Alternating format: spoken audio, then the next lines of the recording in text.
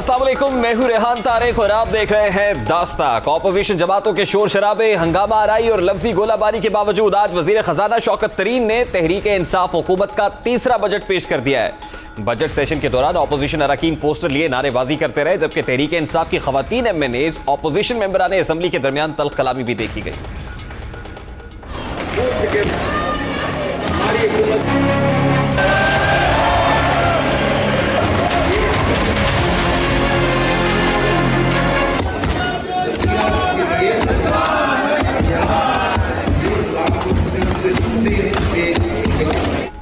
लफ्जी गोलाबारी और नारेबाजी से वजीर खजाना परेशान हुए तो उन्होंने कानों में एयरबड्स डाल लिए ताकि अपनी तकरीर पूरी कर सके। वजीर खजाना ने बगैर रुके अपनी तकरीर मुकम्मल की। उनका दावा था कि आज बजट में वो कौम को खुशखबरियां ही सुनाएंगे, सिर्फ खुशखबरियां होंगी।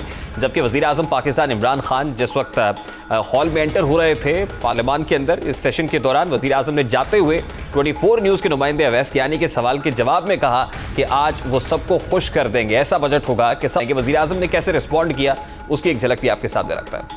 अब क्या अवाम दोस्त बजट होगा? आज अवाम दोस्त बजट होगा, सब खुश हो गया।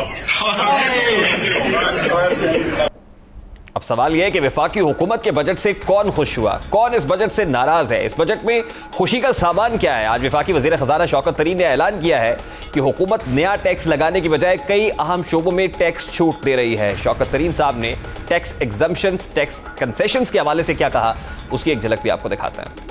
मुकामी तौर पर बनाई जाने वाली 850 सीसी तक गाड़ियां को फेडरल एक्साइज ड्यूटी की छूट, IT और IT पर इंसार करने वाली खदमात की बरामदात को 0 रेटिंग की सहूलत फराहम की जा रही है। इलेक्ट्रॉनिक गाड़ियों की मुकामी मैन्युफैक्चरिंग के लिए CKD किट्स की दरामद पर टैक्स की छूट, प्लांट, मशीनरी, साजो सामान और खाम माल की दरामद पर टैक्स छूट की तजवीज़ है। ज़राई इजनास की जखीरा गोदामों की छूट, टेलीकॉम खदमात पर फेडरल एक्साइज ड्यूटी में छूट, विदहोल्डिंग टैक्स 40% कमी में छूट।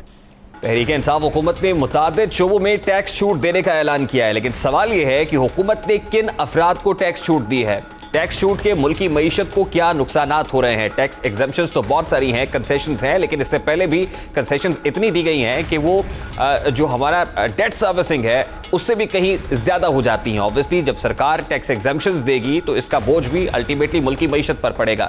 माजी में अभी रवा माली साल कितनी टैक्स एग्जम्पशंस रही हैं, हुकूमत के मजमूई 3 साल में एग्जम्पशंस कितनी रही हैं, इसका जायज़ा गुज़श्ता माली सालों के दौरान दी जाने वाली टैक्स रियायतों को देखकर आपके सामने रखते हैं। हुकूमत ने गुज़श्ता माली साल यानी 2020 और 2021 के दौरान मजमूई तौर पर 1.31 खरब रुपए की टैक्स छूट दी है, जो कि वफाकी हुकूमत की कर्जों के मद में अदा की जाने वाली रकम से कहीं ज्यादा है। यही नहीं बल्कि गुज़श्ता 2 बरस के दौरान भी टैक्स छूट के रिकॉर्ड्स कायम हुए हैं। इनकम टैक्स, सेल्स टैक्स और कस्टम ड्यूटी में टैक्स छूट का जायजा आपके सामने रखते हैं।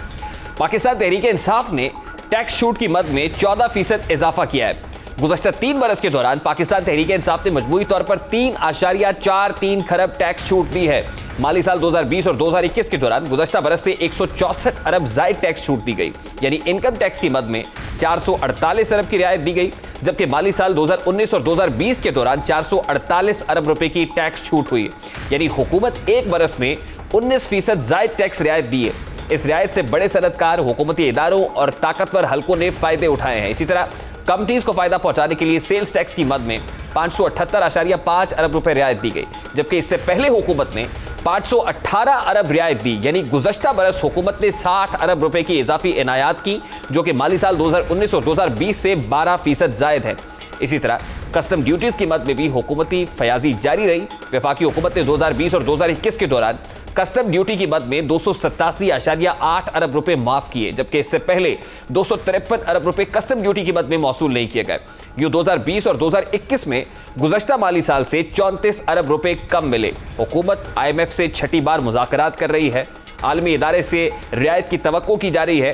IMF का हुकूमत से मुतालबा है कि वो पहले से दी जाने वाली टैक्स छूट को खत्म करे, बड़ी कंपनीज, इदारों और आवाम को दिए जाने वाले टैक्स इतना सफर करे। यानी इस हवाले से कहा जा रहा है कि जो इंडस्ट्रियलिस्ट है या तबका है उस पर टैक्स इम्पोज किए जाए, टैक्सेस को बढ़ाया जाए, लेकिन IMF के साथ मुज़ाकरात अभी जारी हैं, मगर हुकूमत ने टैक्स रियायतें देकर मजीद मसाइल खड़े कर लिए हैं। हुकूमत का दावा है कि उसने 4.7 खरब टैक्स जमा किया है अगर टैक्स कलेक्शन की बात की जाए, लेकिन बड़ी शख्सियात को अगर 1.3 अरब का टैक्स इस्तिस्ना खत्म कर दिया जाता तो वफाक को 6 अरब की आमदन हो सकती थी। लेकिन वजीर आजम पाकिस्तान तो सबको खुश करना चाहते हैं, जैसा कि उन्होंने कहा कि सब खुश होंगे। लेकिन सवाल यह है कि क्या ये खुशी कौम को रास आएगी? सवाल यह है कि क्या हुकूमत ने बजट माली साल की पहली समाही के लिए तैयार किया है? जिस तरह का बजट दिखाई दे रहा है, इतनी रियायतें, क्या ये फर्स्ट क्वार्टर के लिए? क्या IMF से मुज़ाकरात के बाद कोई मिनी बजट लाया जाएगा? SROs आएंगे? क्या हुकूमत टैक्स रियायतें देकर अपने पाँव पर कुल्हाड़ी मार रही है? सवालात का जवाब देने की कोशिश करेंगे। इस वक्त माहिर इक्तिसादी उमूर साबिक चेयरमैन FBR शब्बर ज़ैदी साहब हमारे साथ मौजूद हैं।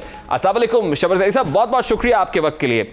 शब्बर ज़ैदी साहब, एक तासुर यह है कि वफाकी हुकूमत ने जो बजट पेश किया है ये माली साल के पहले क्वार्टर के लिए है, क्योंकि इसके बाद मिनी बजट पेश करना पड़ेगा, SROs आएंगे और बिलाखिर हुकूमत पर टैक्सेस जो है इंपोज करने पड़ेंगे। IMF की कंडीशंस भी हैं। तो क्या ये तासुर दुरुस्त है कि ये फर्स्ट क्वार्टर के लिए समझा जा सकता है ये जो बजट हुकूमत पेश कर रही है? देखिए, मेरा ये ज़ाती व्यू है कि जो आज शौकत तरीन साहब ने बातें की हैं, ये जो इम्प्रेशन दिया जा रहा है कि ये फर्स्ट क्वार्टर का बजट है, ये गलत है।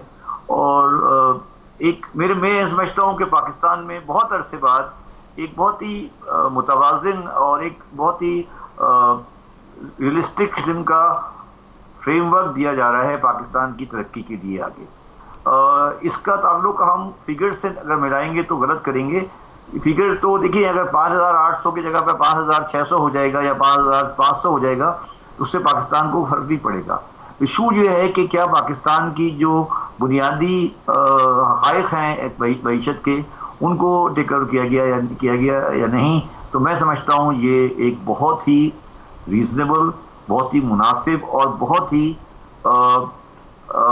उन लोगों के लिए जो टैक्स के निज़ाम को समझते हैं एक बहुत अच्छा बजट है। तासुर ये ना कि मराहत याफ्ता जो तबका है उस पर टैक्सेस लगाने चाहिए, जो लोअर इनकम क्लास है उसको टैक्स एग्जम्पशंस मिलनी चाहिए हैं। अच्छा, मसला ये है कि बजट लोगों ने पढ़ा नहीं है। SME सेक्टर को आपका टैक्स रेट जो है वो आपको 7.5% कर दिया गया है। ये किसी ने नहीं कहा कि SME टैक्स का रेट आपका 30% से 7.5% हो गया है। आपके लिए मैं इंफॉर्मेशन के लिए कहना चाहता हूँ कि पाकिस्तान की टैक्स कलेक्शन डिपेंड करेगी कि हमारी वैल्यू ऑफ इम्पोर्ट क्या होगी। देखें, बात समझें, पाकिस्तान की वैल्यू ऑफ इंपोर्ट इस वक्त है, इस साल है अभी तक 50 से नीचे, और ये कितनी होने वाली है बजट में? 55, ठीक है। और डॉलर का रेट होने वाला है तकरीबन है 160, ठीक है। तो $5 मिलियन पर 45% का आपको इंक्रीज वैसे ही मिलने वाला है, ठीक है। और उसके बाद आपका अगर GDP ग्रोथ का रेट अगर कम से कम भी अगर आपका रेट जो है वो चले, आपका 5.8 नहीं होता, ये 4.3 भी होता है, तो वहां से इंक्रीमेंट मिलेगा। तो टैक्स कलेक्शन का जो टारगेट आप 5,800 की बात कर रहे हैं, उसको एग्जेम्पशन से मिला के नहीं पढ़ें, बल्कि आप उसको इसको ये देखते हुए पढ़ें कि हमारा इंपोर्ट का वैल्यू क्या होगा और हमारा हम इसके GDP ग्रोथ क्या होगी, वो हमारी डिटरमिन करेगी। मैं जो चीज को मॉनिटर करना चाहूंगा वो ये करना चाहूंगा कि मुझे इस वक्त इशू ये नहीं है, मैं टैक्स कलेक्शन को 6,500 में ले सकता हूं अगर मैं इंपोर्ट की वैल्यू को 60 बिलियन पे कर दूं, मगर हमारा करंट अकाउंट बैलेंस और टैक्स बैलेंस आपस में कंट्राडिक्ट कर गया है। अच्छा, मुझे ये बताइए सर, जब नो न्यू टैरिफ्स की बात की जा रही है तो नेपरा तरमीमी एक्ट 2 रोज पहले असेंबली से मंजूर हुआ है, आपको भी पता है। तो जब आप अपने हाथ काट कर नेपरा को दे देंगे, पहले नेपरा तजवीज करता था कि इतना टैरिफ बढ़ना चाहिए, ये मुजवजा तौर पर है, सरकार फैसला करती थी। अब नेपरा फैसला करेगा कि बिजली के नर्ख बढ़ जाने चाहिए, तो उस वक्त सरकार क्या कहेगी कि हमने तो कहा था कोई टैरिफ नहीं बढ़ेगा, लेकिन ये तो नेपरा कर रहा है। तो होना वो चाहिए जो सही है जी। देखिए, ये तो मैं अर्ज कर रहा हूं, होना वो चाहिए जो सही है, ना कि वो होना चाहिए जो सियासी होता है। तो फिर सरकार ये नहीं करे ना कि हम टैरिफ नहीं बढ़ाएंगे, बिजली के नर्ख नहीं बढ़ाएंगे, ये कैसे नहीं बढ़ा सकते सब जब आपका सर्कुलर डेट बढ़ रहा है? आपको क्या पता है? आपने कैसे फैसला कर लिया? आपने ये अज्यूम कर लिया ना कि नेपरा फैसला करेगी। मैंने अपने फाइनेंस मिनिस्टर को सुना है कि हम बिजली के नर्ख नहीं बढ़ाने जा रहे हैं। फाइनेंस मिनिस्टर ने क्या कहा है? फाइनेंस मिनिस्टर ये कह रहा है कि नो न्यू टैरिफ्स। तो फिर इसका मतलब क्या हुआ? कि बिजली के नर्ख नहीं बढ़ेंगे। तो फिर जो आपने कैसे फैसला नेपरा बढ़ाने जा रहा है? नहीं, लेकिन नेपरा को बढ़ाने पड़ेंगे ना सर, जब सर्कुलर डेट आपके ऊपर लिख। तो सर्कुलर डेट पे करेंगे, सर्कुलर डेट पहले ही पे करते रहे ना जी। सर्कुलर डेट पे करना, सर्कुलर डेट होने में क्या परेशानी है? लेकिन सर्कुलर डेट नहीं है, सब्सिडी है। अगर हमारी बिजली की पैदावारी लागत, हमारी बिजली की पैदावारी खरीद से कम है तो हमें देना है पैसा। ये कोई गाली तो नहीं है ना, सर्कुलर होना गाली तो नहीं है। सिर्फ प्रॉब्लम ये आ गई है कि हमें उसकी टाइमिंग का इशू है कि अगर हमें देना होता है जनवरी में तो हम जाके देते हैं उसको दिसंबर में। अगर हम सर्कुलर डेट को देखिए, पहली बात तो आप ये रियलाइज कर ले और ये मान लें कि पाकिस्तान में अगले 10 साल में, मैंने ये भी इस पे भी 4 आर्टिकल लिखे हैं कि पाकिस्तान में अगले 10 साल में चाहे IMF हो चाहे IMF नहीं हो, कोई हो या नहीं हो, सर्कुलर डेट रहेगा। और ये डेट सर्कुलर डेट नहीं है, सर्कुलर सब्सिडी है। पाकिस्तान में कॉस्ट ऑफ एनर्जी जो है वो cost of sale of energy की प्राइस से कम है। जिस बास्केट में मैं बिजली पैदा कर रहा हूं उस बास्केट की प्राइस जो है वो उस प्राइस बास्केट से कम है, ज्यादा है जिस बास्केट में मैं सेल कर रहा हूं। और ये पाकिस्तान गवर्नमेंट का बुनियादी सही फैसला है कि हमें ये करना है। आज हम अफोर्ड नहीं कर सकते क्योंकि हमारे हुक्मरानों ने पिछले 50 साल में झक मारी और कोई डैम नहीं बनाया है। तो जब उन्होंने झक मारी और वो झक मार के वो सारे फर्नेस के प्लांट बना के कॉस्ट ऑफ प्रोडक्शन को 100 रुपए पे ले गए हैं और मेरी सेल प्रोडक्शन 80 रुपए है, तो मुझे 20 रुपए आवाम को ट्रांसफर नहीं करना है। जब नहीं करना है तो वो पैसे मैं अपने पास से दूंगा, उसका नाम है सर्कुलर सब्सिडी। जी, उसके लिए 600 अरब की सब्सिडीज रखी गई हैं बजट के अंदर। ठीक है, 600 हो सकता है 1200 हो जाए, ठीक है ना, 600 हो सकता है 1200 हो जाए, मैं कहता हूँ 1200 नहीं 1800 हो जाए, हो सकता है 2000 हो जाए, ठीक है, मगर मैंने सब्सिडी देनी है। और ये बात मैंने IMF को बताई है। मैंने परसों इंटरव्यू में कहा था कि मैं भी जब इस्लामाबाद में था, मैंने IMF को कहा था कि सब्सिडी हमें देनी है, आप कुछ भी कर लें, हम बिजली का रेट नहीं बढ़ाएंगे, ये हमारी रियलिटी है। और फिर उस पर IMF ने एग्री किया। क्यों नहीं एग्री करेगा? करेगा एग्री, कैसे नहीं, क्यों नहीं एग्री करेगा? IMF को एग्री करना पड़ेगा। देखिए, अगर नहीं एग्री करेगा, यही तो हमारा इशू है। अब आप लोग कह रहे हैं कि क्योंकि आपके ख्याल में जो बंदे नेपरा में बैठे हैं वो तो इंडियन जासूस हैं। आप तो इस तरह ज्यूम करें ना कि नेपरा वाले बंदे बैठे हैं वो तो इंडियन जासूस हैं या मोसाद के एजेंट हैं, वो तो हमारे मुल्क के खिलाफ फैसला कर लेंगे। और जो मिनिस्ट्री ऑफ पेट्रोलियम में बैठे हैं वो देखिए शबर ज़ाहिर साहब, ये तो बड़ी अच्छी बात आप बता रहे हैं कि आपने नेपरा के साथ बात की है, ये नेगोशिएशंस हो चुकी है, नेपरा ने एग्री किया है, जिसके बाद ये सब कुछ हो रहा है। This is something very positive, हम तो इसको बड़ा पॉजिटिव ले रहे हैं। मैं आपको समझाने की कोशिश ये कर रहा हूं कि IMF को भी पता है, ये पाकिस्तान का हर बंदा जानता है कि बिजली के रेट, शौकत साहब ने बड़ा वाज़ेह कह दिया है कि हम बिजली के रेट नहीं बढ़ाएंगे। इसका रिजल्ट क्या होगा कि हमें सब्सिडी देनी पड़ेगी और उस सब्सिडी देने का हमें कॉस्ट बियर करनी पड़ेगी। उससे हमारी मईशत पर जो भी इफेक्ट आएगा वो हम लेने को तैयार हैं और उसके लिए हम IMF को जवाब देंगे। उसके बुनियाद पर हम IMF के साथ हर हद तक जाने को तैयार हैं। अच्छा सर, बस एक और चीज़ है सर, हमारी हिकमत अमली का बुनियादी जो उन्होंने कहा कि GST नेट में इजाफा करना है, इस सिलसिले में हम उन तमाम रिटेल और होलसेल ट्रांजैक्शंस को टैक्स नेट में शामिल करेंगे जो डिजिटल और इलेक्ट्रॉनिक अदायगी के निज़ाम से मुंसलिक हो चुके हैं। अब रिटेलर को टैक्स नेट में शामिल करना और FBR के सिस्टम के साथ उसको मुंसलिक करना, ये माजी में भी कोशिश हुई है और आपको याद होगा कि आप इसके ऊपर बड़ा एम्फेसिस आप कर रहा है, आपने तो बड़ी स्ट्रगल की है, लेकिन अनफॉर्चुनेटली बहुत सारी कुव्वतें उसमें हायल हो जाती हैं, रुकावटें होती हैं। अभी जब ये फैसला हुआ है और एक प्रिंसिपल स्टांस नजर आ रहा है हुकूमत का, तो अब क्या कामयाबी मिलेगी सर? देखिए, वही वाली बात है, मैं भी ये बड़े रिटेलर को पहले करना पड़ेगा और छोटे रिटेलर को बाद में करना पड़ेगा। ये तो इस पे काम करना है और ये तो इनएविटेबल है, तो इसके बगैर तो गुजारा ही नहीं है। आज नहीं करेंगे तो कल करेंगे, तो करना तो है। इस पे कामयाबी अब ये गवर्नमेंट का स्ट्रेंथ होगा। हो सकता है कि शुरू में नाकामियां हो और परेशानी हो, गवर्नमेंट इस पे इसको पसंद नहीं करे। और आप देख रहे हैं कि जो एक तबका है जो पाकिस्तान में स्टेटस क्यों चाहता है, वो नहीं चाहता कि तब्दीलियां आए और वो इसके सामने खड़ा हो गया है। और मैं फिर उसी बात वापस आता हूँ कि देखिए, आज जो बजट प्रेजेंट किया है शौकत अजीज तरीन साहब ने, ये आप इसको इस पॉइंट ऑफ व्यू से देखें। मुझे ये समझा दें, इस पूरे बजट में आप ये कह सकते हैं कि हो सकता है ये इम्प्रैक्टिकल है, ये आइडियलिस्टिक है, मगर इसमें मुझे नेगेटिव बात बताएं क्या है। मुझे अभी तक कोई नेगेटिव चीज नजर आई नहीं है। मैंने इसको बड़ा डिटेल में देखा है, बट मुझे अभी तक कोई नेगेटिव बात नजर नहीं आई। कोई ऐसी चीज उन्होंने ऐसी नहीं की है जिससे ये लगे कि वो एंटी बिजनेस हैं या एंटी डॉक्यूमेंटेशन है या वो एंटी पाकिस्तान को ऐसी चीज जो IMF के कहने पे कर रहे हैं। मेरा ख्याल है एक रियलिस्टिक एक रीजनेबल बजट उन्होंने प्रेजेंट किया है और हमें इसको आगे लेके चलना चाहिए पॉजिटिव सोच के साथ, ना कि हम बिला वजह उसमें कि जी ये एग्जेम्पशन किस चीज की है पता है आपको? IBP। देखिए ये बातें बड़ी दुरुस्त है, आप सही कह रहे हैं। हमारे कुछ आइडियल्स हैं और कुछ अनफॉर्चुनेट रियलिटीज हैं। आप इस सिस्टम से गुजर चुके हैं, आपने देखा है कि अनफॉर्चुनेटली क्या हमें बर्दाश्त करना पड़ता है। आप मेरी बात आपने बड़ी जोर से बात की ना, एग्जेम्पशन किस चीज की पता है आपको? IPPs की। जी, आपको एग्जेम्पशन की बात करता है, IMF की एग्जेम्पशन दी हुई है आपने, किसकी एग्जेम्पशन? सबसे बड़ी एग्जेम्पशन कौन सी है? IPPs।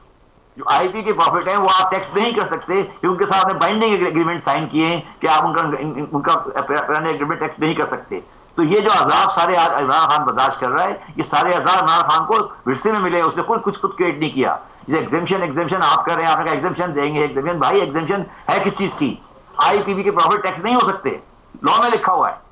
तो अच्छा मुझे सर ये बताए ना कि ये बड़ा आइडियल है, बहुत खूबसूरत लग रहा है, जो शौकत तरीन साहब के करीब है, जैसे आप जैसे लोग हैं वो शौकत तरीन साहब को समझते हैं, वो इफेक्टिवली कम्युनिकेट भी करते हैं, तकरीर भी बहुत अच्छी कर ली। ये कितना प्रैक्टिकल है? आपको लग रहा है कि ये आगे चलेगा और ये कंसिस्टेंट पॉलिसी रहेगी? जैसे वो सस्टेनेबल ग्रोथ की बात कर रहे हैं, यहाँ से टेक ऑफ करने की बात कर रहे हैं, तो अगर टेक ऑफ करेगा ऑब्वियसली इससे अच्छी कोई बात हो नहीं सकती, लेकिन क्या ये रियलिस्टिक है? देखिए, आप मुझे एक बात बताएं कि पाकिस्तान की मईशत को मेजर करने के लिए आपके पास क्या पैमाने हैं? पहला पैमाना है कि हमारा रुपी डॉलर स्टेबल रहे, मानते हैं। दूसरा पैमाना है कि हमारा जो करंट अकाउंट बैलेंस है वो स्टेबल रहे। तीसरा पैमाना है कि हमारी ग्रोथ रेट रीजनेबल हो। चौथा पैमाना है कि हमारी जो हमारा इन्फ्लेशन है वो मैनेज हो। पांचवा पैमाना है कि हमारा करंट अकाउंट बैलेंस, हमारा ट्रेड जो ओवरऑल डेफिसिट है वो मैनेजेबल हो। यही हमारे पैमाने हैं ना। आप जब इकोनॉमिक के पैमाने आपने शुरू करेंगे तो मुझे आप ये बताइए, कल जो इकोनॉमिक सर्वे आया है, अगर आप 2019-20 के मुकाबले में 2020-21 लगाएं तो ये तो आप मानेंगे ना कि पाकिस्तान के तमाम पैमाने 2019-20 से बेहतर हैं। अगर आप इसको नहीं मानते तो ठीक है, फिर तो हर चीज पे आर्गुमेंट हो सकती है ना। अगर पाकिस्तानी रुपी, आप उस वक्त 2018 को याद करें जब आप 15 बिलियन डॉलर के ट्रेड डेफिसिट पे खड़े हुए थे, ठीक है। आज आपके पास ट्रेड डेफिसिट नहीं है, एक बहुत माइनर अमाउंट का बैलेंस है, तो आप सरप्लस पे खड़े हैं, 22 बिलियन के रिजर्व पे आप खड़े हुए हैं। आपका डॉलर स्टेबल है, 160 रुपए इसके आसपास है, आप और कोई बड़ी फ्लक्चुएशन नहीं हुई है। आपका इंटरेस्ट रेट स्टेबल है, आपका करंट अकाउंट बैलेंस स्टेबल है, आपके रिजर्व स्टेबल है, इन्फ्लेशन हायर है, बट हायर को डाउनवर्ड ट्रेंड की तरफ जा रहा है, इस पे कोई डिनाइल नहीं है किसी का। मैन्युफैक्चरिंग सेक्टर, मुझे लास्ट परेशानी ढूंढनी है कि जरूरी परेशानी ढूंढनी है। मुझे लास्टली सर ये बताएं कि इंटरेस्ट रेट आपको पता है 13% पे रख के हमने जो कुछ किया और डेट बर्डन भी हमारा बढ़ा। कुछ लोग ये कह रहे हैं कि अब इसको मजीद नीचे आना चाहिए, तकरीबन 5% के करीब होना चाहिए। तो आपको लगता है कि ये बात दुरुस्त है कि इंटरेस्ट रेट मजीद नीचे आना चाहिए और फिर उसको यहाँ पर सस्टेन भी करना चाहिए? नहीं, मेरा ख्याल है 7% ठीक है। ये अगर आपने जेपी मॉर्गन की रिपोर्ट पढ़ी हो जो आज उन्होंने रिकॉर्डर में छापी है, वो और मैं एक ही बात करें, वो तकरीबन हमारा वही पोजीशन है। तो वो वही पोजीशन है, तो हम और ये दोनों एक ही बात कर रहे हैं, हमें कोई परेशानी नहीं है इसमें। अच्छा, मेरा ख्याल है कि जेपी मॉर्गन की जो रिपोर्ट है वो शायद आपके साथ कंसल्टेशन, क्योंकि वो भी बड़े पॉजिटिव है जीडीपी को लेके, और आप भी जीडीपी से मुताल्लिक टेक ऑफ करते हुए देख रहे हैं आप इसको। कल मेरा जो मैंने कल रिलीज किया था, जो डॉक्यूमेंट रिलीज किया था, मैंने जेपी मॉर्गन की रिपोर्ट नहीं देखी थी, और मैं आपको बिल्कुल यकीन से कह सकता हूँ, मैं और जेपी मॉर्गन दोनों इंडिपेंडेंटली काम कर रहे थे, और तकरीबन हम दोनों का ऑब्जर्वेशन बिल्कुल इंडिपेंडेंटली एक ही है। देखिए, हमारा प्रॉब्लम ये है कि हमें अच्छाई अच्छी नहीं लगती, हमें अच्छाई अच्छी नहीं लगती। अगर कोई अच्छा है तो अच्छा है, अगर कोई सही है तो सही है, गलत कहने में क्या नुकसान है? हमें इसमें कोई बुराई ढूंढेंगे या कि कोई बुराई होनी चाहिए, अच्छाई क्या पाकिस्तान में अच्छाई हो कैसे सकती है? बहुत बहुत शुक्रिया शबर जैदी साहब आपके वक्त के लिए। साबिक चेयरमैन FBR शबर जैदी हमारे साथ मौजूद थे। वो बजट को कदरे हौसला अफजा करार दे रहे हैं, हुकूमत की सिमत को दुरुस्त करार दे रहे हैं। अब देखना यह है कि कितना सस्टेनेबल रहता है, कि ये इसी क्वार्टर का बजट तस्वुर किया जाता है या फिर जो है वो बगैर किसी मिनी बजट लाए हुए, SROs लाए बगैर इसके साथ सस्टेन भी किया जा सकता है, और एक कॉमनर को कितना रिलीफ आने वाले वक्त में मिलता है। अभी एक ब्रेक लेंगे, ब्रेक के बाद जब वापस आएंगे तो फिर बात करेंगे कि बजट मंजूरी से कबल NRO किसे मिला है। बड़ा अहम मामला है, इस मामले को उठाएंगे इस ब्रेक के बाद। हमारे साथ रहिए।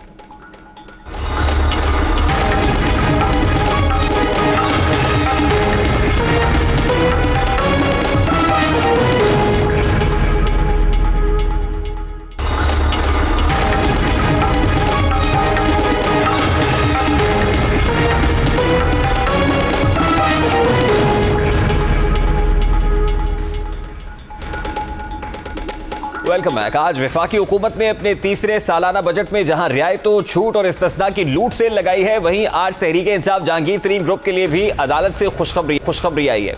FIA ने आज अदालत में बयान दिया कि इस वक्त जहांगीर तरीन और अली तरीन की गिरफ्तारी दरकार नहीं, और FIA बुनियादी इंसानी हुकूक पर यकीन रखता है। अभी हम रिकॉर्ड का जायजा ले रहे हैं। FIA ने बयान में कहा कि कानूनी कार्रवाई से पहले दरखास्त गुजार को मुतला किया जाएगा, जिसके बाद जहांगीर तरीन और अली तरीन ने भी तीसरे मुकदमे में दरखास्त जमानत वापस ले ली है। जो दरख्वास्त जमानत के लिए दी गई थी वो वापस ली गई, जबकि अदालत ने दरख्वास्त जमानत वापस लेने की बुनियाद पर इसको निपटा दिया है। अदालत में पेशी के बाद मीडिया से गुफ्तगू के बाद इजहार मुसर्रत किया। जहांगीर तरीन क्या कह रहे थे उसकी एक झलक आपके सामने रखता है। महीने की तवील तफ्तीश के बाद मेरे कम अज कम 100 मेरे या मेरे कंपनी के लोगों के चक्कर लगे हैं FIA में। लाखों डॉक्यूमेंट हमने दिए हैं और आखिर मुझे बड़ी खुशी है कि आज FIA ने खुद कोर्ट में एडमिट किया है कि हमें गिरफ्तारी की कोई जरूरत नहीं है। बाकी मैं कानून को हमेशा से फेस किया है और मैं फेस करता रहूँगा। लेकिन ये जो FIR है मेरे ऊपर, इनका और बजट का आपस में कोई ताल्लुक नहीं। अब सवाल यह है कि अगर नैब को मरियम नवाज की गिरफ्तारी से कबल आगाह करने का हुक्म दिया जाए तो इसे NRO कहा जाता है। शहबाज शरीफ और हमजा शहबाज की जमानत को डील का शाखसाना करार दिया जाता है, लेकिन जहांगीर तरीन को रिलीफ मिलने को इंसाफ की फतह करार दिया जा रहा है। सवाल तो यह भी है कि ऐन बजट तकरीर से कबल जहांगीर तरीन के मुकदमे से FIA ने कदम पीछे क्यों खींचे हैं। सवाल तो यह भी है कि इदारा जिस पर जहांगीर तरीन गुज़श्ता 10 माह से तहफ़्फ़ुज़ात का इजहार कर रहे थे, अचानक उनके लिए रिलीफ का सामान कैसे बना। जहांगीर तरीन को रिलीफ मिलने से कबल DG FIA वाजिद ज़िया का तबादला क्यों किया गया, और बजट से पहले ही, क्योंकि टाइम बड़ा इंपॉर्टेंट है। आज जिस वक्त राजा रियाज असम्बली में पहुंचे तो उनसे सवाल हुआ और राजा रियाज ने बजट में किस तरह अपनी सपोर्ट की यकीन दहानी कराई, वो भी आपके। ये हमारे ग्रुप का फैसला है, मतलब बजट में PTI को सपोर्ट करें।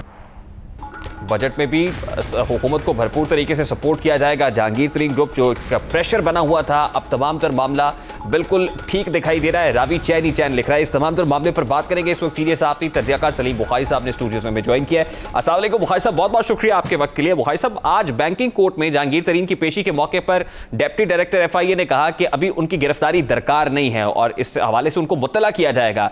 तो 2 रोज़ पहले जो वाजिद ज़िया साहब को DG FIA को ट्रांसफ़र किया गया, इस कनेक्शन में भी इसको देखना चाहिए।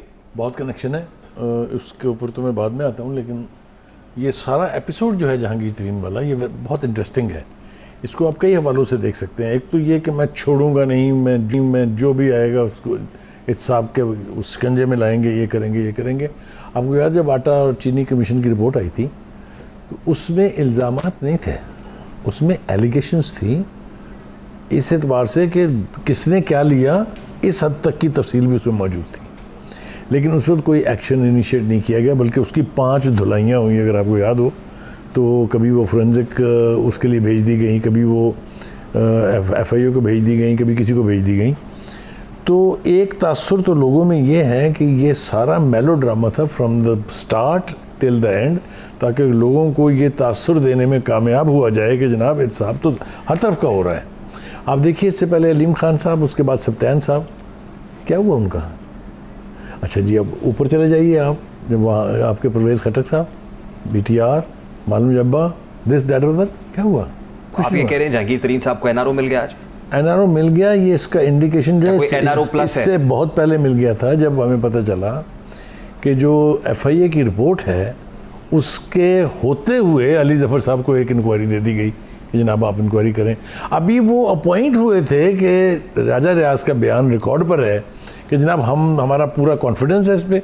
यही बाद में जहांगीर तरीन साहब ने कहा और उसी रिपोर्ट ने उनको एग्जानरेट कर दिया है सबसे। चूँकि वाजिद ज़िया साहब इससे अपनी रिपोर्ट से हटने के लिए तैयार नहीं थे, लिहाजा उनकी नौकरी तो गई। और जो नए लगाए गए वो इसीलिए लगाए गए थे कि वो कोर्ट में खड़े। ये बात यकीनन आप अपनी मालूमात की बुनियाद पे कर रहे होंगे, क्योंकि आप बड़े रिसोर्सफुल है कि वाजिद ज़िया साहब वो अफसर हैं जिनको इमरान खान साहब की आशीर्वाद हासिल थी, जिनको वो अप्रिशिएट करते रहे हैं, पब्लिक गैदरिंग्स के अंदर करते रहे हैं, बंद कमरों के अंदर करते रहे हैं। वाजिद ज़िया साहब को उन्होंने फिर DG FIA लगाया, अब उनको ट्रांसफ़र अगर किया गया है तो आप ये कह रहे हैं कि इस बुनियाद पर कि जहांगीर तरीन साहब को वो NRO देने के हक़ में नहीं थे। मैंने आपके को 50 के करीब प्रोग्राम किए हैं अब तक। मैं जो बात भी कहता हूँ वो सूख से कहता हूँ और ज़िम्मेदारी से कहता हूँ। ये रेगुलर ट्रांसफ़र पोस्टिंग नहीं, बिल्कुल एब्सोल्युटली नॉट।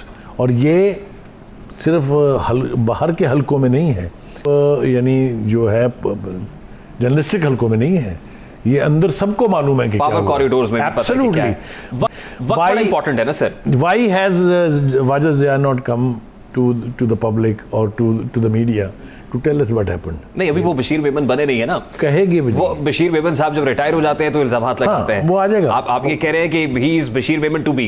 एब्सोल्युटली। मैं समझता हूँ कि इमरान खान साहब का बयानिया इस मामले में ज़मीबोस हो गया है, दफन हो गया है।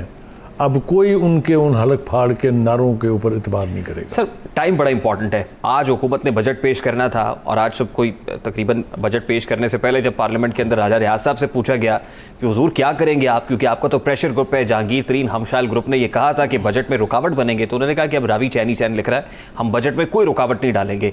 तो टाइम बड़ा इंपॉर्टेंट है। क्या इसका कनेक्शन आज के बजट डे के साथ भी है कि इस वक्त क्योंकि डिफिकल्टी थी, हर्डल थी, तो at this point in time Jahangir तरीन साहब को खबर तो ब्रेक नहीं कर रहा हूँ, लेकिन मैं आपको एक बहुत हार्ड फैक्ट बताने लगा हूँ, वो ये कि जहांगीर तरीन साहब ने इमरान खान साहब को डेडलाइन दी हुई थी कि बजट पेश होने से पहले 11 तारीख तक अगर आपने मेरे मामले का फैसला ना किया तो हम ना सिर्फ ये कि बाइकआउट करेंगे, हम ना ही इजलास में शरीक होंगे। लिहाजा ऐन उस वक्त से 2 घंटे पहले उनको ये नवीद सुना दी गई कि आपकी जान जो है इसमें से बच गई है। अब वो माने या ना माने, मेरा ख्याल है इमरान खान साहब ने पहला एनआरओ दिया है और ऐसा एनआरओ दिया है जिस पर उनको बाकी सारी ज़िंदगी गाली पड़ती रहेगी। तो सर ये प्रेशर ग्रुप्स तो खान साहब को इसी तरह से हाईजैक करते रहेंगे, वो ब्लैकमेलिंग कह लें, वो माफियाज बन के कह लें। आप देखिए आज तारिक बशीर चीमा साहब पार्लिमानी पार्टी के इजलास में नहीं थे और आपको याद होगा कि कैबिनेट के अंदर इससे पहले तारिक बशीर चीमा साहब की और शाह महमूद कुरैशी साहब की तल्ख कलामी हुई थी। उन्होंने कहा था हमारे कुछ मुतालबात हैं, नहीं माने जा रहे, जब तक नहीं माने जाएंगे तब तक हुकूमत का साथ नहीं देंगे, और आज वो नहीं आए। तो आपको लग रहा है कि अब नेक्स्ट इत्तेहादी एक हर्डल होंगी हुकूमत के लिए और वो अपने मुतालबात मनवाएंगे जैसे जहांगीर तरीन साहब मनवा गए। ज़रा थोड़ा सा पीछे चलते हैं। अगर आपको याद हो मैंगल साहब भी इनके इत्तेहादी थे, बड़ी स्ट्रॉन्ग पोजीशन है उनकी बलूचिस्तान में भी, यहाँ भी। जिस तरह वो नाराज़ हुए उसके बाद काफ लीग आज से नाराज़ नहीं है। मोनस इलाही साहब पहले दिन से, जब से ये हुकूमत बनी है तब से इसकी मुख्तलिफ पॉलिसियों की मुखालफत करते रहे हैं। पंजाब के बारे में उनका पॉइंट ऑफ व्यू जो है वो सुनने काबिल है, वो बुज़दार के हक़ में नहीं है। इसी तरह से एक चीज़ और भूल गए आप, मुझे हैरत है आप कैसे भूल गए कि एक शीना ग्रुप भी तो बना था ना, जो 15 MPs ने गजनफर शीना साहब की बात करें जी, जिन्होंने बुज़दार के ऊपर अदम एतमाद का इज़हार किया था। अगर ये इसी तरह होता रहा तो इसी तरह से प्रेशर ग्रुप बनते रहेंगे और अगले साल, 1 साल में क्या हो जाएगा, इससे पहले कि कुछ और पॉलिटिकल इंसिडेंट हो, तो ये जो आपस की तोड़ फोड़ है। अगर आपको याद हो पंजाब के अंदर 5 पावर बेसिस हैं, मौजूद हैं, नाम कहें तो नाम ले देता हूँ। तो ये देखिए बुखारी साहब, ये आप नाम लेके कह रहे हैं, आपको पता है कि कहाँ कहाँ कौन कौन से प्रेशर ग्रुप्स भी हैं, विद इन द पार्टी भी हैं, तो फिर ऑपोजिशन किस मरज़ की दवा है? ऑपोजिशन को जब पाकिस्तान पीपल्स पार्टी नून लीग से कह रही है कि हुजूर आप थोड़ा सा आगे चलें, हम आपके कंधे से कंधा मिलाएंगे, ले आए vote of no confidence Buzdar हुकूमत के अगेंस्ट, क्यों नहीं करते हैं ऐसे? देखिए गुजारिश ये है कि दोनों ही बड़ी पार्टियाँ जो हैं वो अपने अपने बयानियाँ कह लीजिए अपनी अपनी पोजीशन के साथ जुड़ी हैं। PDM का बेड़ा गर्क करने का सारा क्रेडिट जो है वो जनाब की मोहतरम पीपल्स पार्टी को हासिल है और हासिल रहेगा। अगर वो ना होता तो अब तक इमरान खान के पीपल्स पार्टी ने तो कहा कि आप इन हाउस चेंज लेकर आए, वोट ऑफ नो कॉन्फिडेंस लाएं। 26 पॉइंट का एजेंडा मैंने नहीं बनाया था, आसिफ जरदारी साहब की नोक के नीचे बिलावल जरदारी साहब की मौजूदगी में बना था। फिर उसमें से अचानक ये कहाँ से आ गया कि मियाँ साहब आप वापस आएँ, अगर आप वापस नहीं आएंगे तो हम आगे नहीं चलेंगे। देखिए बुखारी साहब, पाकिस्तान मुस्लिम लीग नून ये कहती है कि ऐसे सेटअप के अंदर कोई भी इन हाउस चेंज कामयाब नहीं हो सकती। तो फिर आप स्पीकर के खिलाफ वोट ऑफ नो कॉन्फिडेंस की बात तो करते हैं, आदम एतमाद की मूव चलाते हैं। आप पंजाब में ये करके देख लें। फिर देखिए इस वक्त जो हालात की मजबूरी है, जिस तरह से कल हुआ है, जिस तरह से बुलडोजिंग हुई है लेजिस्लेशन की, इसके बाद भी अगर इनका ये मुश्तरका बयान नहीं आता तो मुझे बहुत अफसोस होता है इन पर। मेरा ख्याल ये है कि एक मरतबा फिर इन दोनों को एक साथ होना पड़ेगा, जिसके लिए शहबाज शरीफ साहब काफ़ी एक्टिव हैं। ये चाहे इन हाउस तब्दीली करें चाहे प्रेस स्ट्रीट पावर से करें, होगा तभी जब ये दोनों बड़ी पार्टियां एक पॉइंट पे होंगी। सर लास्टली, क्या ये बड़ी पार्टियां एक पॉइंट पे आएंगी? देखें हुकूमत लेजिस्लेशन भी कर रही है, बड़ी तेज़ी से कर रही है, वो भले पार्लियामान को बुलडोज करके कर रही है। गुज़र सलीम साफ़ी साहब हमारे साथ थे, वो कहते हैं कि असल में मैंने कहा फ्रेंडली ऑपोजिशन नहीं, ये सहूलतकार ऑपोजिशन है, तो ये तो सहूलतकारी का किरदार अदा कर रहे हैं। ये कैसे एक होते हुए आपको नजर आ रहे हैं? क्योंकि अल्टीमेटली तो इनकी अपनी अपनी पॉलिटिक्स है। अब पीपल्स पार्टी रिपेंट कर रही है, मैं जिम्मेदारी से ये कह रहा हूँ, वो इसका इजहार करें या ना करें कि उन्होंने PDM को क्यों छोड़ा, और यही वजह बनेगी उनकी वापसी की। अल्टीमेटली कोई पॉलिटिकल मूव कामयाब होगी उस वक्त जब दोनों पार्टियां एक प्लेटफॉर्म। ठीक है, बहुत बहुत शुक्रिया बुखारी साहब आपके वक्त के लिए। सीनियर साफ़ी तजज़ियाकार सलीम बुखारी साहब हमारे साथ मौजूद थे। क्विक शॉर्ट ब्रेक की तरफ जाना है, ब्रेक के बाद जब वापस आएंगे तो फिर तज़किरा करेंगे कि क्या शौकत अजीज़ सिद्दीकी केस का फैसला 30 जून से कबल हो सकेगा। सवाल उठाएंगे इस ब्रेक के बाद।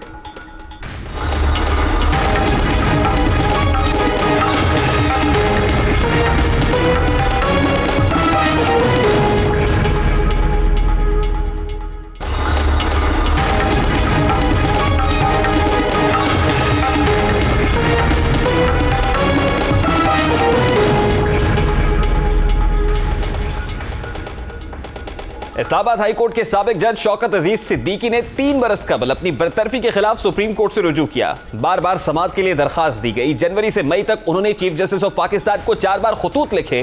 केस की समाअत का आगाज हुआ, लेकिन आज एक बार फिर केस की समाअत गैर मुअय्यना मुद्दत तक के लिए मुलतवी कर दी गई है। जस्टिस शौकत अजीज सिद्दीकी इसी माह 30 जून को उनकी रिटायरमेंट की मियाद पूरी हो रही है। उनकी कोशिश है कि अदालत उनकी रिटायरमेंट की मियाद पूरी होने से कबल ही केस का फैसला सुनाए। अब जबकि 14 जून को अदालत की छुट्टियां शुरू हो जाएंगी, उस वक्त ऐसे कोई इम्कानात नहीं है कि उनकी रिटायरमेंट से कबल ही केस का फैसला हो सके। शौकत अजीज सिद्दीकी केस का जायजा लिया जाए तो 21 जुलाई 2018 को रावलपिंडी बार में खिताब के दौरान उन्होंने हसास इदारों पर अदालती काम में मुदाखलत के इल्जामात आयद किए थे, जिसके बाद इल्जामात की तहकीकात का मुतालबा किया गया। बाद सुप्रीम कोर्ट ने 31 जुलाई को इस पर अज खुद नोटिस लिया और एक ही समाअत पर फैसला भी सुना दिया। अक्टूबर 2018 में उन्हें ओहदे से हटाए बाद उन्होंने सुप्रीम कोर्ट से रुजू किया, ताहम उनके केस की समाअत बार बार इल्तवा का शिकार होती रही। आज होने वाली समाअत के दौरान जस्टिस उमर अता बंदियाल ने रिमार्क्स दिए कि तकरीर का होना, इसका मतन, इसके हकायक सब मालूम है। आपने तकरीर में अपना बुग़्ज़ निकाल दिया। ये नई रवश शुरू हुई है कि सब कुछ पब्लिक कर दें। अगर एक जज गलत करता तो पूरी अदलिया का ट्रायल शुरू हो जाता है। उन्होंने शौकत अजीज सिद्दीकी को मुखातिब करते हुए कहा कि आपने लोगों के बारे में शिकायतें करने के लिए पब्लिक फोरम चुना। हमें मुल्क के इदारों का दिफा करना है। इदारों को तहफ़्फ़ुज़ हम नहीं करेंगे तो फिर कौन करेगा। जस्टिस उमर अता बंदियाल ने मजीद कहा कि शौकत अजीज सिद्दीकी खामोशी से इंटेलिजेंस इदारों के एहलकारों से मिलते रहे। बेंच की तश्कील के लिए चीफ जस्टिस को खत लिख सकते थे, तो इस मामले पर क्यों नहीं लिखा। दौरान समाअत जस्टिस एजाजुल अहसन ने इस्तफसार किया कि यह बेहतर नहीं था कि इदारे पर हमले की सूरत में पहले तहफ़्फ़ुज़ात से आगाह कर दिया जाता। इस पर हामिद खान बोले कि चीफ जस्टिस ऑफ पाकिस्तान से मिलने के लिए शौकत सिद्दीकी ने 4 मरतबा अपॉइंटमेंट ली, कबूल नहीं की गई। जस्टिस सज्जाद अली शाह ने पूछा कि ये भी मान ले कि शौकत अजीज सिद्दीकी ने जो कहा सच था, तो क्या उन्हें अदलिया के अंदर मामला हल नहीं करना चाहिए था। वकील हामिद खान ने जवाब दिया कि शौकत अजीज सिद्दीकी नाम ना लेते तो भी जुर्म, नाम ले लिया तो भी जुर्म है। अदालत ने केस की समाअत गैर मुअय्यना मुद्दत तक के लिए मुलतवी कर दिया। ताहम जस्टिस उमर अता बंदियाल ने अपने रिमार्क्स में लिखा है कि ये मामला जो भी जिस तरह से भी चल रहा है उसके लिए हमें 30 जून का ख्याल है। रिमार्क्स में कहा कि मैं 30 जून का ख्याल है, ऑर्डर कर रहे हैं कि जैसे ही बेंच दस्तयाब होगा मुकदमा समाअत के लिए मुकर्रर किया जाए। लेकिन सवाल ये है कि क्या शौकत अजीज सिद्दीकी अपनी मुलाजमत की मुद्दत ख़त्म होने से पहले ही फैसला सुन सकेंगे। और कैफ आज जो अदालत की जानिब से रिमार्क्स दिए हैं वो बड़े इंपॉर्टेंट है। अभी एक ब्रेक लेंगे और ब्रेक के बाद जब वापस आएंगे तो फिर बात करेंगे कि कोरोना वैक्सीन ना लगवाने वालों से हुकूमत कैसे निपटेगी और दुनिया भर के अंदर क्या क्या जुर्माने किए जा रहे हैं उन लोगों को जो कोरोना वैक्सीन नहीं लगवा रहे हैं। इस मामले को उठाएंगे इस ब्रेक के बाद। हमारे साथ रहिएगा।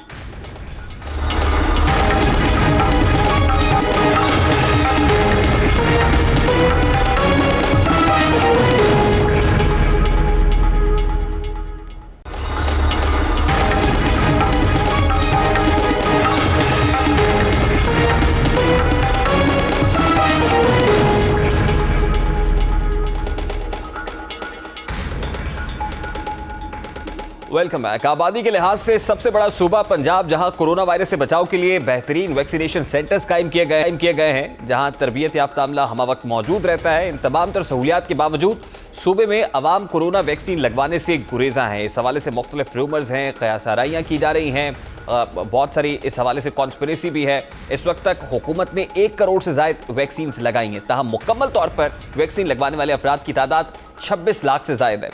कोरोना वबा से बचाव के लिए वैक्सीनेशन जरूरी है, लेकिन अवाम की जानिब से गफलत का मुजाहिरा किया जा रहा है। इस सूरत हाल को देखते हुए पंजाब हुकूमत ने किया है कि ऐसे अफराद जो कोरोना वायरस से बचाव की वैक्सीन नहीं लगवाएंगे उनके मोबाइल फ़ोन की सिम बंद कर दी जाएगी, यानी उनका मोबाइल कनेक्शन टर्मिनेट कर दिया जाएगा। सरकारी दफातर, शॉपिंग मॉल्स में उनका दाखिला ममनू होगा। ऐसे अफराद पार्क्स और होटल्स में भी नहीं जा सकेंगे जो कोविड वैक्सीन नहीं लगवाएंगे। इन पाबंदियों का मकसद इस साल दिसंबर तक 7 करोड़ शहरियों में वैक्सीन लगवाने का हदफ मुकम्मल करना है। जो है प्री कोविड एरा है, उसके बाद पोस्ट कोविड एरा, इसमें कुछ तब्दीलियां तो आई हैं। वही लोग बआसानी जो है पब्लिक एक्सेस हासिल कर सकेंगे, पब्लिक प्लेसेस पे जा सकेंगे, होटल्स और रेस्टोरेंट्स पे जा सकेंगे, सयाहत को एंजॉय कर सकेंगे जो कोविड वैक्सीन लेंगे। कोई भी फर्द वैक्सीन लगवाए बगैर बैरून मुल्क भी नहीं जा सकेगा, यानी उस पर सफरी पाबंदियां भी होंगी। मुलाजमीन का दफातर में दाखिला मना होगा। अहम तकारीब में शिरकत के लिए भी वैक्सीनेशन ज़रूरी होगी। लेकिन दुनिया भर में ऐसे कई अफराद हैं जो इसको इस नई नज़र से नहीं देख रहे हैं, मतलब इसको कई जगह पर नज़रअंदाज किया जा रहा है। सिर्फ पाकिस्तानी नहीं है बल्कि मुख्तलिफ ममालिक ने अवाम में वैक्सीन के इजाफे के लिए कई पाबंदियाँ पहले ही तफवीज़ कर रखी हैं। चंद ममालिक का जायजा आपके सामने रखते हैं। इंडोनेशिया में वैक्सीन ना लगवाने वाले अफराद पर भारी जुर्माने आयद किए जा रहे हैं। उनके बैरून मुल्क सफर और अवामी मकामात तक रसाई पर पाबंदी है। सरकारी और प्राइवेट मुलाजमीन को 35 दिन या 1 माह से जायद की तनख्वाह कटौती का सामना है। इसी तरह इसराइल ने जहां अपनी आबादी की बड़ी तादाद को वैक्सीनेट किया है, तेल अवीव में कोरोना पाबंदियां खत्म करने पर बात हो रही है। सिर्फ वही लोग क्लब्स, होटल्स में दाखिल हो सकेंगे जो वैक्सीन लगवाएंगे। वैक्सीनेशन के बगैर सफर की इजाजत भी नहीं होगी। यूरोपीय यूनियन और ऑस्ट्रेलिया ने भी वैक्सीनेशन के बगैर सफरी पाबंदियां आयद कर रखी हैं। ब्राजील की अदालत ने वैक्सीनेशन से इनकार करने वाले अफराद के अवामी मकामात पर जाने और सरगर्मियां महदूद न करने पर भारी जुर्माने किए हैं। सिंगापुर में जो लोग वैक्सीन से इनकार करेंगे उन्हें बाद में वैक्सीनेशन नहीं लगाई जाएगी। इसी तरह स्पेन में जो लोग वैक्सीन को इनकार कर रहे हैं, रिफ्यूज कर रहे हैं, उनकी मालूमात दीगर यूरोपीय यूनियन से शेयर नहीं की जाएंगी। उन पर भी वही पाबंदी आयद होंगी जो यूरोपीय यूनियन के ममालिक ने लगा रखी हैं।